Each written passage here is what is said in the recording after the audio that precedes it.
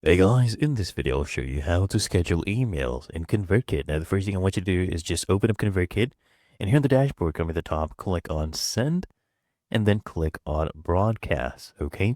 Now once this page loads up, I want you to just come here, click on a New Broadcast, and then all you need to do is go ahead and here select the template that you'll be using, okay? So I'll be using this one right here, or you could pick any of the starting points. So I'll just click on this template.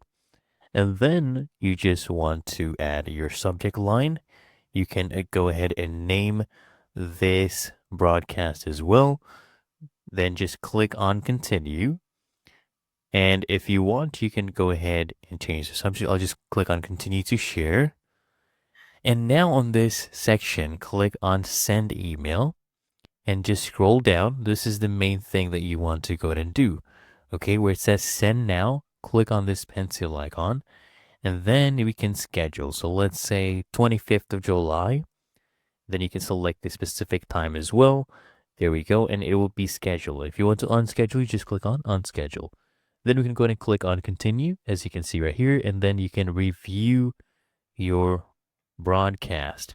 There you go. Just click on schedule.